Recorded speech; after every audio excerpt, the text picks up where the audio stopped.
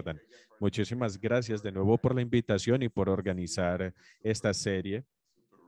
Me parece a mí que es súper relevante, entre otras cosas, para salvar la brecha entre la actividad de pandillas y la formulación de políticas públicas en Latinoamérica. Como ya se mencionó, voy a hablar de participación en la violencia entre los jóvenes. De hecho, en este momento no estoy tan lejos de Colombia, estoy en Sao Paulo, estoy en Brasil en este momento. Entonces, voy a hablar en su mayor parte acerca de un artículo que escribí con Rodrigo Carvalho, que habla sobre el tema de participación criminal en las pandillas en Río de Janeiro. Pero antes de ello voy a comenzar un poquito con un resumen general, un poco más amplio del tema de la juventud y el crimen. Vamos a pasar primero de las generalidades y luego pasar a los detalles con la participación de los jóvenes en las pandillas. Voy a comentarles también algo de mi perspectiva acerca de los crímenes, particularmente en los chicos de edades escolares y cuáles son las correlaciones socioeconómicas del crimen. En ese nivel, nosotros típicamente vemos que hay una relación muy cercana entre varios tipos de decisiones familiares y participación de los jóvenes en las pandillas. Vemos que la escuela, la calidad de la educación escolar, las inversiones que se hagan en el niño, todos estos se relacionan con participación criminal a largo plazo.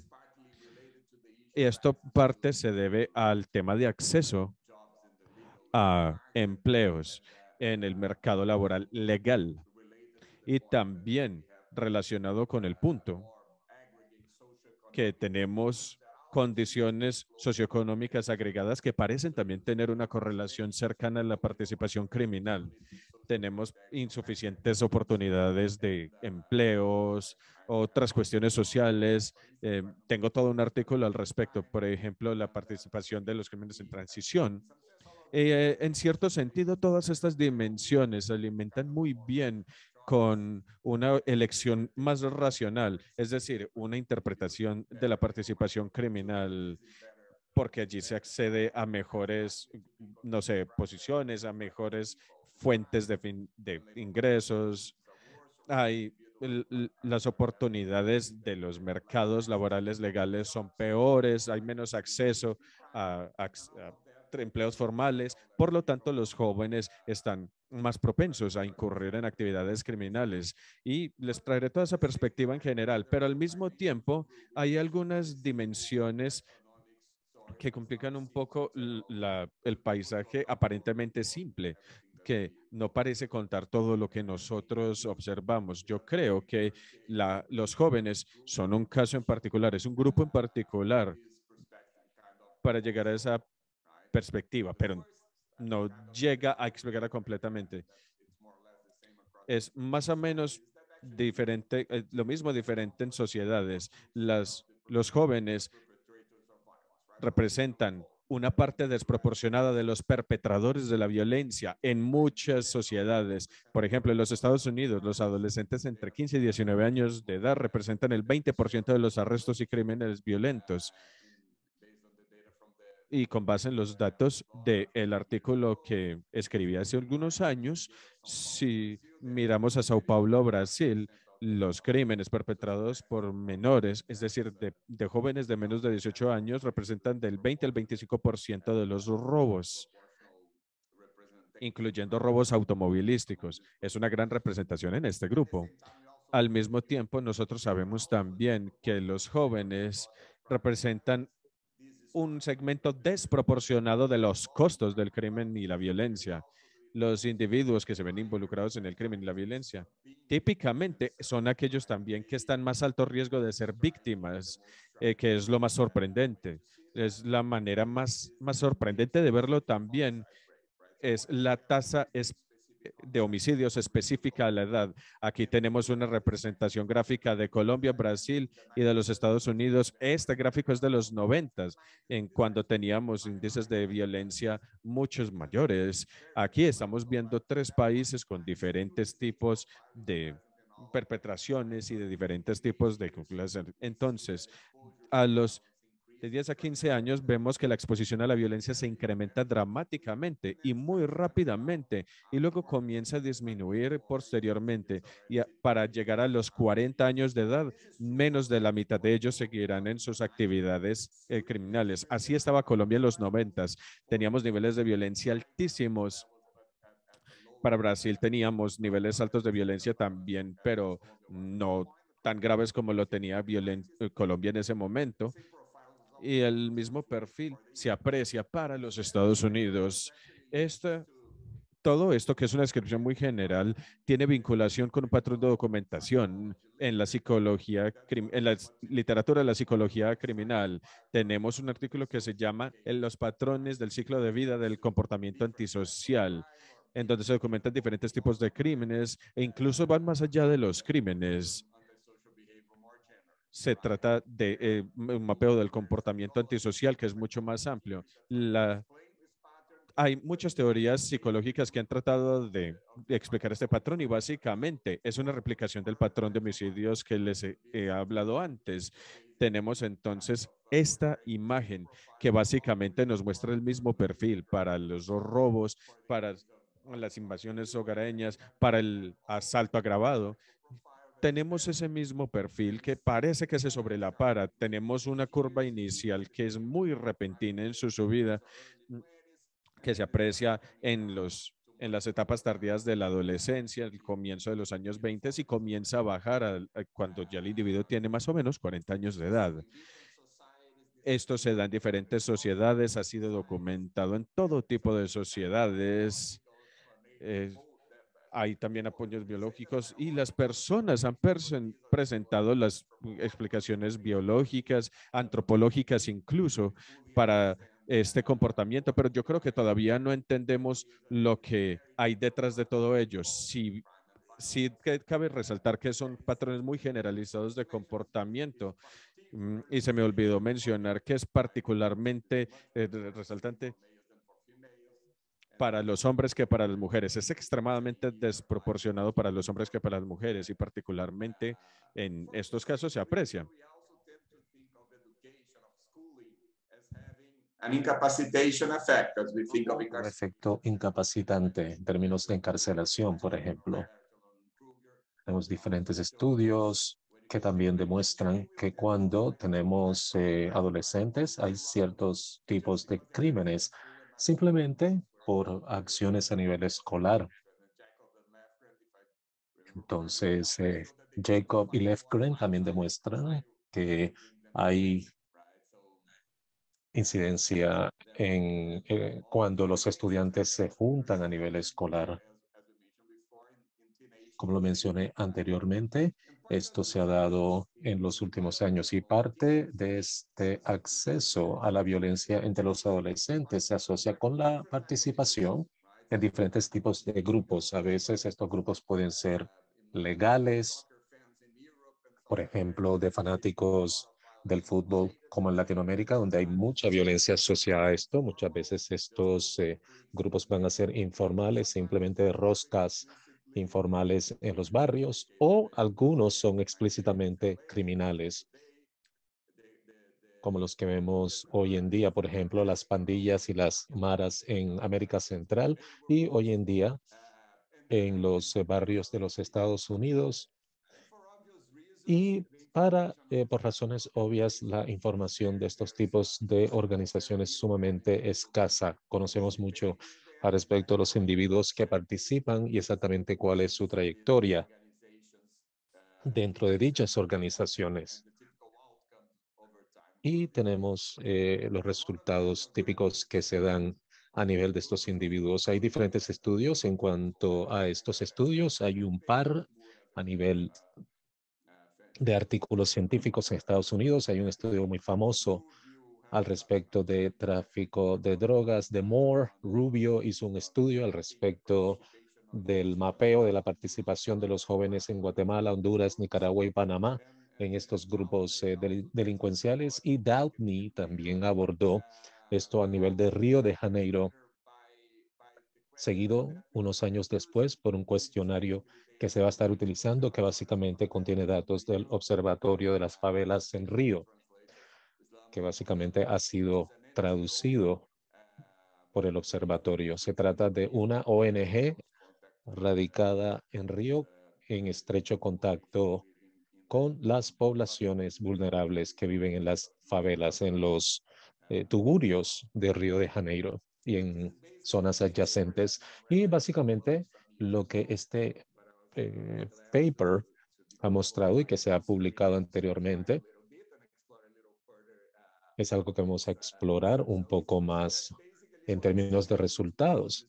Básicamente, este paper tiene trabajo de Carvalho, de la Universidad del Sur de California, y básicamente lo que nosotros hacemos es tomar los datos de esta encuesta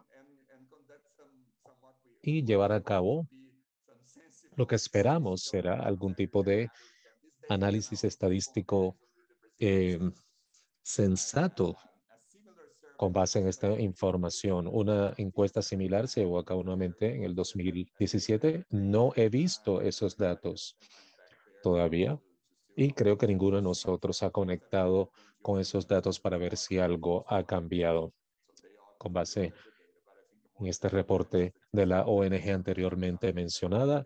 Y hay diferentes estudios esquemáticos que todavía no se han publicado. Entonces, se trata de una descripción bastante breve de la encuesta como tal y de las ventajas y desventajas que ofrece, y se trata de 230 individuos, casi todos hombres, que trabajan para pandillas narcotraficantes en Río de Janeiro el año 2004. En realidad, tiene datos gráficos, diferentes características, y las partes interesantes es que tiene mucha información en cuanto al involucramiento en diferentes actividades criminales dentro de estas organizaciones, qué hacen, a cuántas horas se dedican a esto. Entonces se trata en realidad de una encuesta básicamente comercial, pero enfocada en pandillas criminales.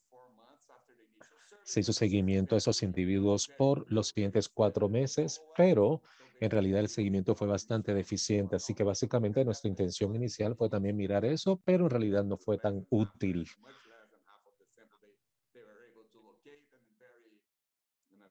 Hubo que tratar de ubicarlos en lugares bastante vulnerables, con seguridad muy deteriorada. Se contactaron familiares de los participantes y se miraron también diferentes registros. Nuevamente, como lo mencioné, se trató de una encuesta básicamente comercial, pero aplicada a pandillas, y luego se hizo un muestreo de tipo bola de nieve. Como mencioné anteriormente, esta ONG tiene su origen, de hecho, en las favelas de Río, así que tienen una cantidad de confianza con la comunidad local y por eso han podido eh, contactar y conversar con estos miembros de las pandillas, poder hacer el mapeo, hacer el muestreo del análisis, y típicamente para esto se utiliza el esquema de muestreo de bola de nieve. Tenemos entrevistas en cuanto a las relaciones con las pandillas, personas que conocen o que están involucrados en comunidades distantes, lejos de la ciudad. Y a través de las personas que contactaron, pudieron contactar a su vez a otras personas. Esa es la lógica del muestreo.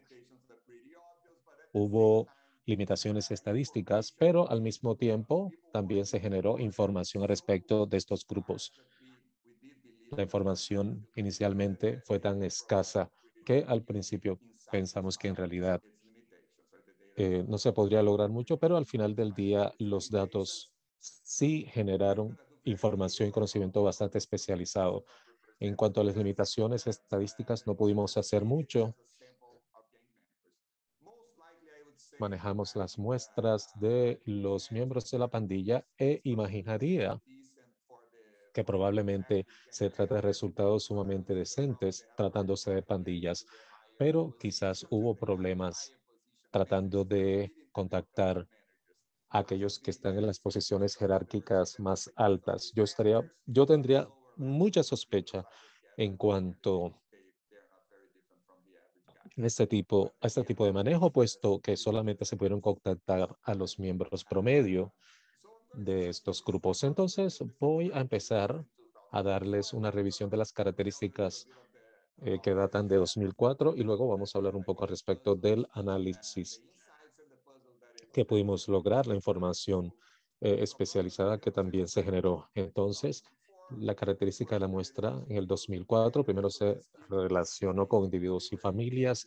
Básicamente, el grupo etario fue de entre 11 a 24 años, 40% de ellos todavía vivía con los padres, tenían un promedio de miembros familiares de 2.7 hermanos, con una incidencia de 23% de violencia doméstica reportada. 10% de ellos todavía estaban registrados en la escuela, a pesar de ser pandilleros. 92% de ellos dejaron el colegio antes de la edad de 16 años, bastante jóvenes, y 60% de ellos habían tenido un trabajo legal previo, lo cual es sorprendente en realidad. Hubo una cantidad de movimiento, una cantidad de movimiento hacia adentro y hacia afuera de estos grupos. Hubo personas que se vieron intimidados para permanecer en las pandillas. Otros podían entrar y salir a voluntad de una forma muy fluida. En términos del trabajo de tráfico de drogas, 66% empezaron a trabajar antes de los 15 años, 58% ganaban entre 1 y 3 salarios mínimos.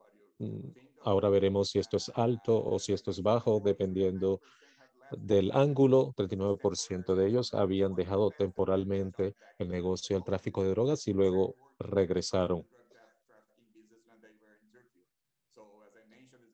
Entonces, como mencioné anteriormente, se trata de una situación bastante fluida en términos de entrada y salida de estas pandillas. Y lo más sorprendente, lo más impactante, mirando desde afuera, es el nivel de exposición e involucramiento con la violencia. Cerca del 50% de ellos reportaron haber estado involucrados en confrontaciones con armas de fuego con la policía. Más del 50% fueron arrestados de manera previa. Y lo que en realidad resalta es que luego de 2 años, 35 individuos, más o menos el 20% de la muestra, habían muerto.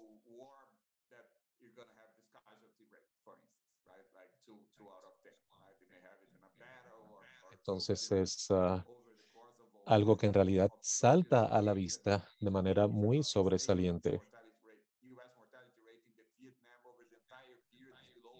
La tasa de mortalidad en otros contextos mucho más peligrosos era incluso menor, en realidad, sobre todo en este marco de tiempo. Entonces, esto es sumamente impactante. Ok, lo primero que vamos a mirar es la motivación para pertenecer a estos grupos. ¿Por qué se unen a estos grupos? ¿Y por qué o cómo justifican ellos este tipo de ocupación? Parte de esto, obviamente, tiene una motivación socioeconómica. Acá tenemos algunos de los factores más comunes: generar mucho dinero, las dificultades para encontrar un trabajo legal, pero en realidad hay un aspecto también muy común de respuesta, es el tratar de, es el tratar de capturar algún tipo de emoción, adrenalina, para poder andar con mis amigos, sentirse poderoso, poder utilizar un arma de fuego. Si agregamos todo esto, todas estas dimensiones o percepciones de ser cool, de hecho, representa básicamente un 20% de distintas motivaciones de emoción, de adrenalina, de ser cool. Esta básicamente sería en conjunto, de manera conjunta, una razón bastante preponderante y parte de este estudio. Para darles un poco más de antecedentes en cuanto a los trabajos como tal,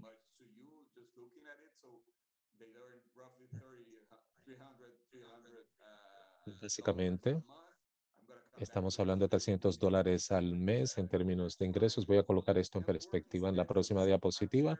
Y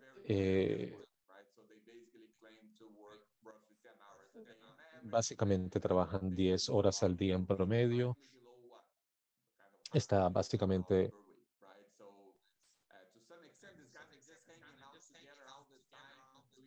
Estas son las horas por semana y yo pienso que es un poco difícil desembrollar exactamente qué es lo que es trabajo y lo que no representa trabajo, pero en realidad se trata de horarios bastante pesados. Estimadamente la mitad de ellos dicen que trabajaron todos los días, casi al 50%, el 50% del tiempo, y los niveles de tiempo de arresto o de extorsión por la policía se ven bastante altos, llegando a un 75% de victimización por violencia policial. Entonces, estos son los números que ya yo mencioné antes. To conduct some econometric analysis. And in particular, we actually compare the characteristics of these Comparan individuals. las características de estos individuos con el censo de Estados Unidos. Ese censo nos permite aproximar la población que vive en favelas o tugurios en Brasil, porque tenemos una categoría que son viviendas suburbanas, viviendas urbanas y viviendas más afluentes. O, por ejemplo, son viviendas no estándares. Esto comenzó generalmente como de las personas que no han utilizado en el pasado para tratar de entender las características de la población de la favela. Hay algunas variables que pueden ser directamente comparadas en dos grupos de datos y la manera en la que se hacen las preguntas, es decir, el marco de las preguntas específico, tienen que ver con la religión, la raza, la edad, la educación y los ingresos. Una de las primeras cosas que hicimos para esta investigación es enfocarnos, ya que tenemos un grupo etario de 11 a 24 años, lo hicimos el promedio al hombres de 10 a 25 años de edad, que representan el 95% de la muestra de los miembros de pandillas. Y lo más obvio que queremos hacer primero, que hicimos, era entender los determinantes de la participación en las pandillas. Tuvimos entonces una ecuación de participación para ver cómo era que la raza y la educación, etcétera, se relacionaba con esa problemática. Hay ciertos desafíos asociados con eso, porque estamos obteniendo una muestra contaminada porque tenemos, por ejemplo, una muestra de miembros de pandillas y luego tenemos otra en los que los individuos viven en las favelas que también participaron en el censo, pero no tenemos manera determinante de saber quién de los participantes del censo participan en las pandillas. Esto es lo que se conoce como una muestra contaminada en estos contextos. Y de hecho, hasta hace un par de semanas tenemos un estimador que nos permite de analizar los determinantes de la participación dentro del contexto, de este contexto que estamos hablando, el contexto socioeconómico. Para poder conocer la probabilidad de participación en las pandillas, tenemos el estimador GMM, que es otro propósito para él. Este es el proponente que ha hecho trabajo antropológico de las favelas en Río y nos proporcionó las herramientas. Eso fue lo primero que hicimos. Y no vamos a pasar a las ecuaciones o a la profundidad, pero las conclusiones son las mismas que ya son aparentes aquí.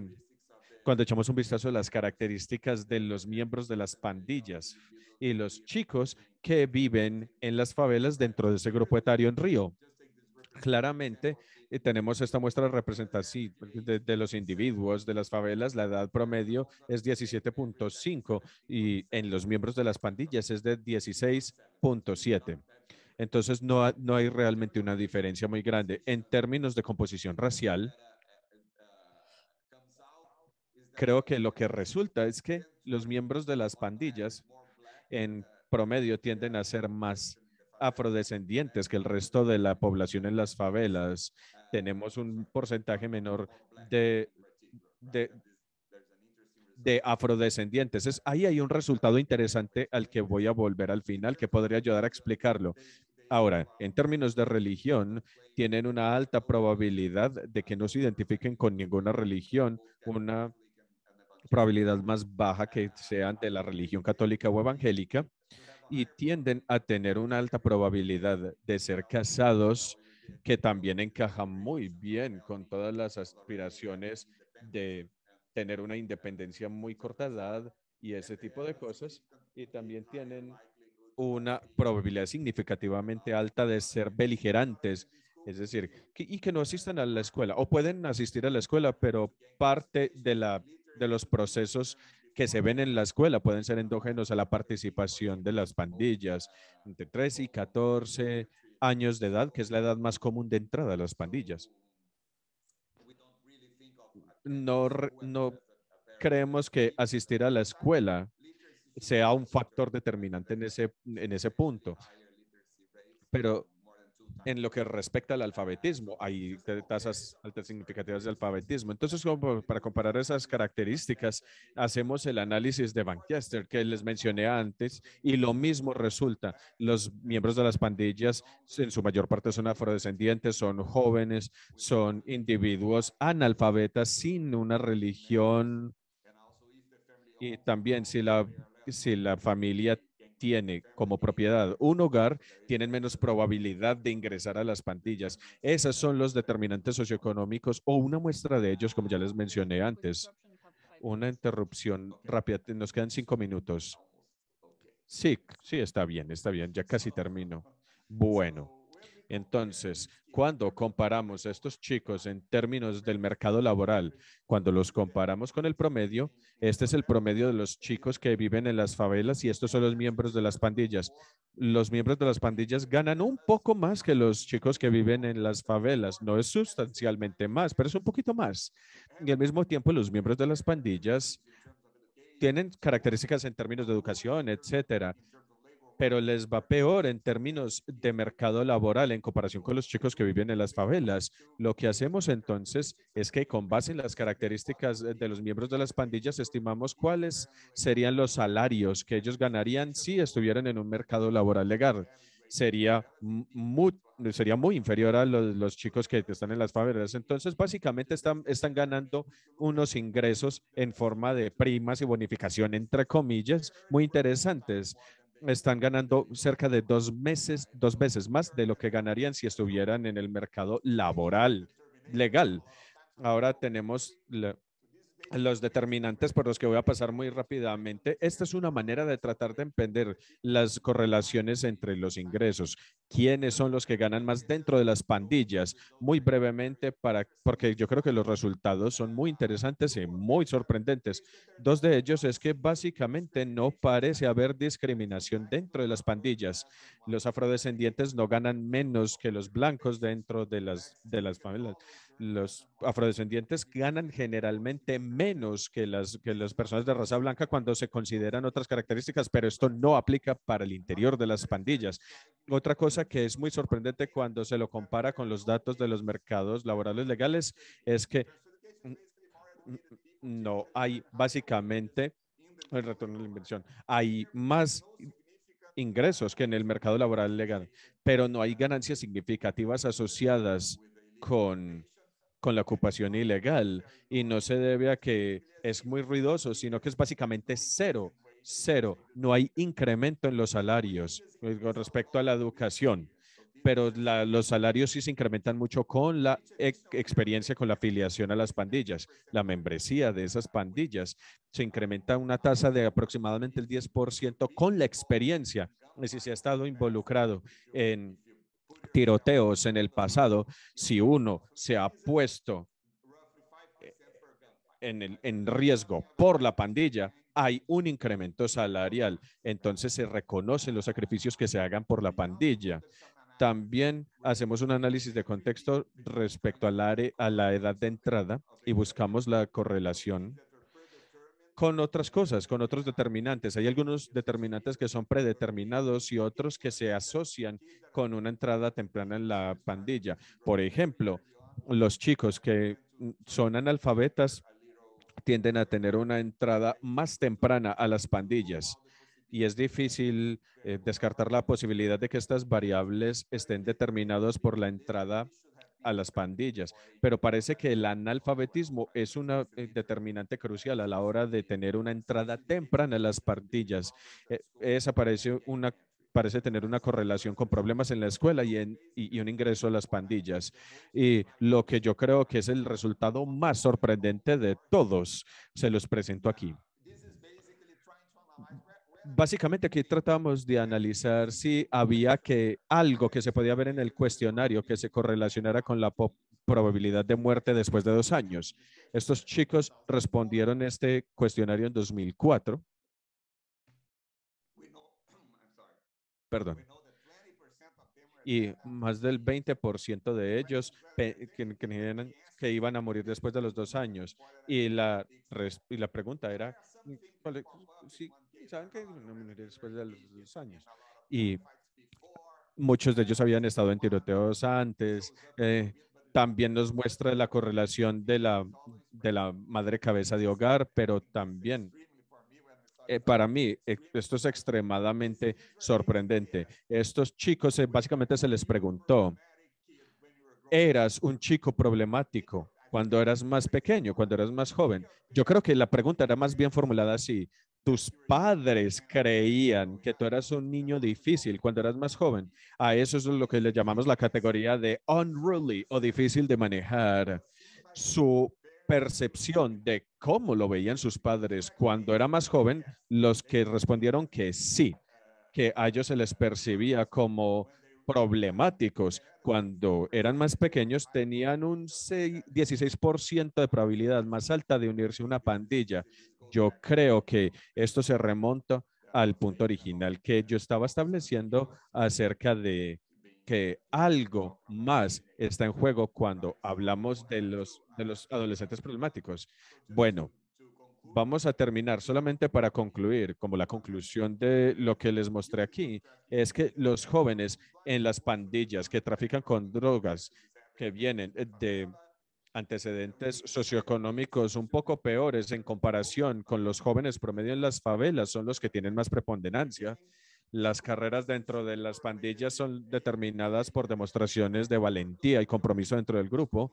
Ahora, la educación no se correlaciona con la probabilidad de entrada, no se correlaciona con la probabilidad de mortandad tampoco, y tampoco se correlaciona con ingresos mayores o menores dentro de la pandilla. Involucramientos previos con violencia y pobre comportamiento en la niñez autopercibido se asocia con una alta probabilidad de muerte, que fue el hallazgo que más me sorprendió, y permanece la pregunta, porque este artículo genera más preguntas que respuestas. ¿Qué le sucede a estos jóvenes que escogen unirse a una pandilla? Ya sabemos que tienen un incremento del 117% en sus ganancias si se unen a las pandillas versus lo que se podrían ganar si no se unieran, pero también hay una gran probabilidad de muerte y de exposición a la violencia gigantesca, y eso es autoevidente. Tenemos evidencia para respaldarlo también, y sabemos que en la historia de estas comunidades, pues no son ajenas a lo que está sucediendo. Si vemos a lo que dicen ellos, es que hay patrones similares, que hay una correlacionalidad entre las favelas de los Estados Unidos y los barrios marginales de los Estados Unidos. En este artículo se muestra que los jóvenes que crecen en los proyectos de vivienda accesible de la parte sur de Chicago tienen una probabilidad del 10% de la muerte a 10 años.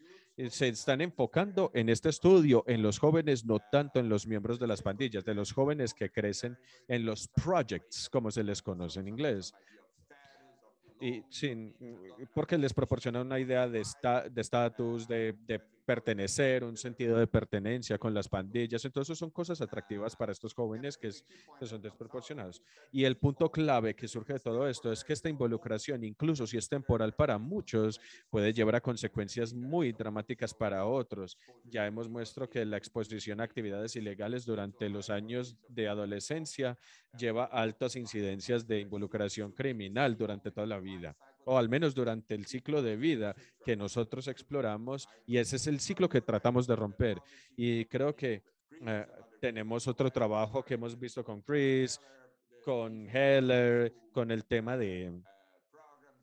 de programas de programas extracurriculares y hay muchas otras personas en esta llamada que saben mucho más de estos programas, pero simplemente quería mencionarlas aquí para terminar como en una nota positiva.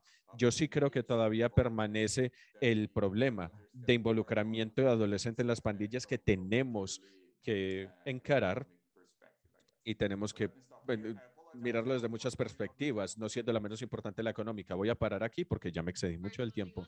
Entonces, muchísimas gracias, Chris. Muchísimas gracias a Mika también por invitarme, a Rodrigo, creo que a Ali. Ya habíamos hablado de este artículo algunas veces. Es un gran trabajo, como ya se mencionó.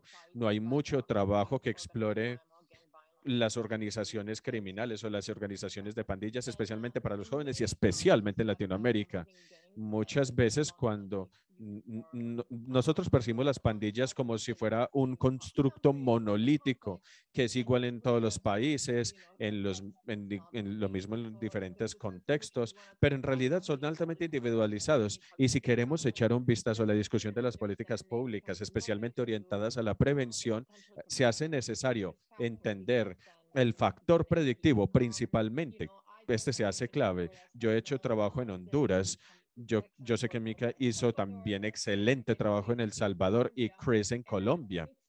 Y es claro para mí que la suma de las razones subyacentes para unirse a una pandilla son las mismas, si bien la estructura criminal no es la misma. Parece haber una elección consciente, hay una voluntad y hay una fluidez entre el interior y el exterior de la pandilla. En otros contextos, eso no parece en El Salvador. En El Salvador y en Honduras no es una opción, es parte del constructo social. De hecho, es parte de que no sea una opción, es que estas pandillas son, tienen una cohesión social muy fuerte. A veces se remiten a un área específica, a un barrio en específico, y ellos son los que mandan en esos barrios y en esos vecindarios.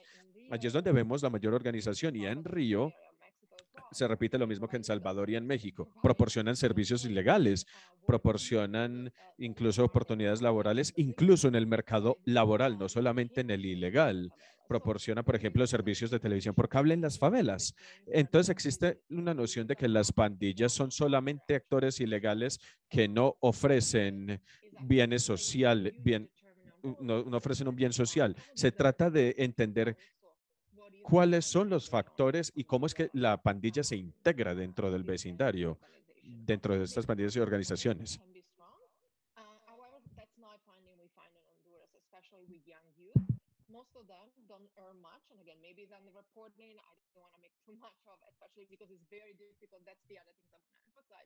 Very difficult to ask this question. You know, very quickly in Honduras, we were doing this survey. We have to drop even just the question, you know, do you know anybody affiliated with a gang, or do you know anything about a gang? You know, within 3 hours, we were following from gang member asking what we were asking about gangs. Algunos de los miembros de pandillas. Entonces, incluso el tener estos datos que Rodrigo está comentando es totalmente valioso. Entonces, nuevamente, como lo mencioné, el modelo económico a veces coexiste y actividades legales e ilegales, y particularmente porque muchos de estos jóvenes abandonan el colegio y pierden su potencial. Entonces, esto definitivamente es algo que a menudo se pierden capacidades o habilidades, y las opciones informales o ilegales de economía se convierten en la opción principal. Lo otro que mencioné, que Rodrigo resalta, es el tema de identidad. Si la gente viene de cierta parte del vecindario, en términos de alternativa, ellos se sienten identificados. Muchos no quieren buscar un trabajo por fuera de su vecindario porque no me van a ver como miembro del grupo, miembro de la pandilla, porque provengo de X o Y región. Entonces, estas son cosas muy profundas que se internalizan a través de los jóvenes, y hay un sentido de identidad o incluso de pertenecer a algún tipo de estamento social. Se conoce muy poco al respecto de la salida de los jóvenes de estos grupos. A nivel de El Salvador hay tres formas de salir. Uno, tú negocias especialmente con base en ciertos roles. El otro es que la edad te conlleva una transición en términos del ciclo de vida. Y el tercero, la tercera, es la forma extremadamente violenta, según lo indica la alta tasa de mortalidad. Entonces, hay un sentido en el cual tú puedes negociar o por fuera de eso, y pienso que en el contexto de las estructuras de pandilla que Rodrigo está abordando, si hay una opción, ¿cuál es la opción y qué mecanismos están involucrados en esto? Si se trata de edad, de transición social, transición de ciclo de vida, y otras cosas que tenemos que pensar son las estrategias para evitar que se unan nuevamente a estos grupos. Muchas veces no se trata de una opción. La escuela parece ser un punto de entrada bastante poderoso, pero mientras más leo la literatura, se trata de un punto de entrada que no es una dimensión que sea muy común entre todos.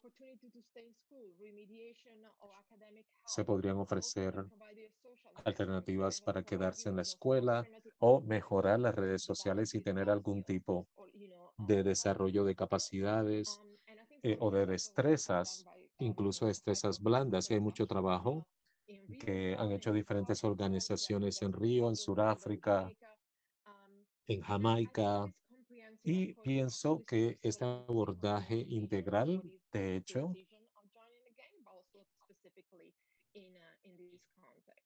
evita que estos jóvenes se unan nuevamente a estos grupos. Y lo otro que Rodrigo mencionó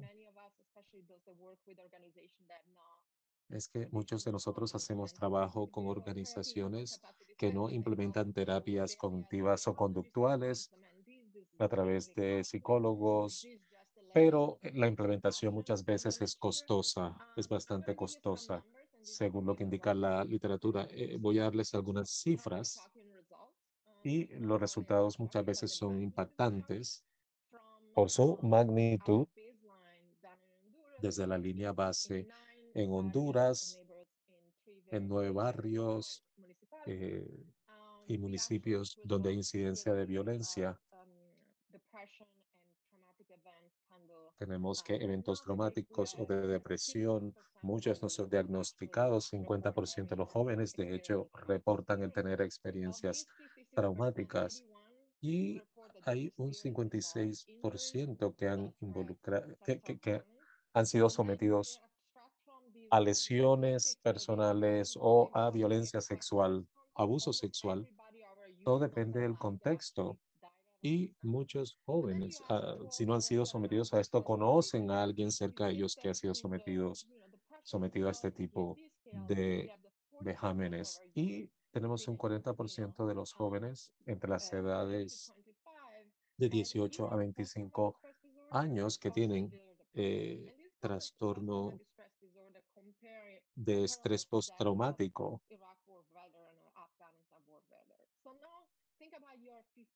Y pensemos al respecto de personas de 15 o 18 años atravesando este tipo de experiencia y se supone que que deben permanecer en el colegio y poder tener un empleo. Es bastante difícil.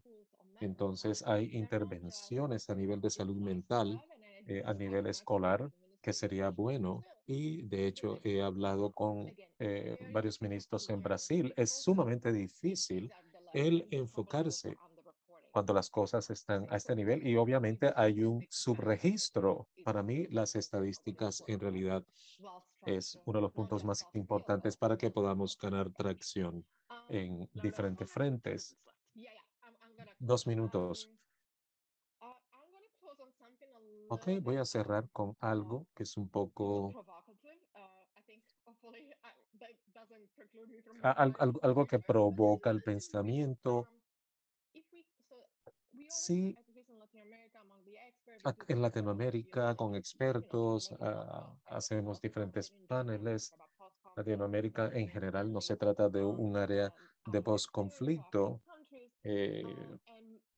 como África, por ejemplo, y estamos tratando de mirar el nivel de violencia que en realidad es comparable, si no más alto en algunos casos, pero tenemos que tratar de generar una analogía entre el post-conflicto y lo que está sucediendo,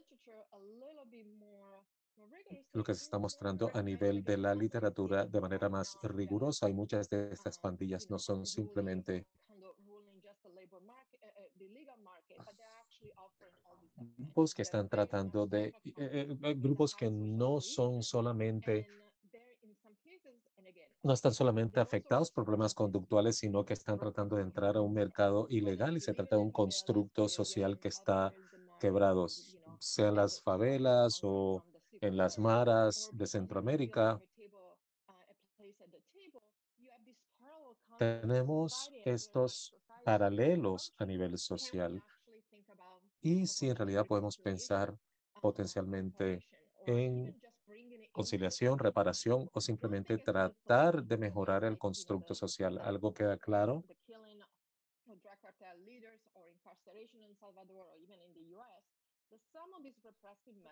muchas de las medidas, trátese de Centroamérica, Estados Unidos, en realidad no han resultado, en parte porque los sistemas sociales y el sistema judicial en Latinoamérica también está en crisis. Las prisiones nuevamente se convierten en laboratorios, en oportunidades, y muchos de estos jóvenes, cuando están en prisión, se unen a otras pandillas. Entonces hay que tratar de generar lecciones con base en el posconflicto y tratar de aplicarlo a este contexto en donde estamos tratando de integrar algunos de estos elementos, y sé que muchas veces para los gobiernos esto es extremadamente problemático.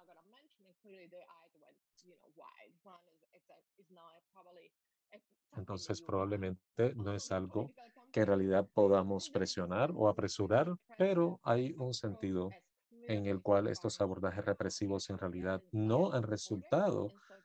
La evidencia por lo menos no lo apoya, y desde la prevención hasta los problemas más grandes es si podemos coexistir a nivel social, o si hay organizaciones que pueden generar servicios similares a los de los gobiernos. Y con eso termino.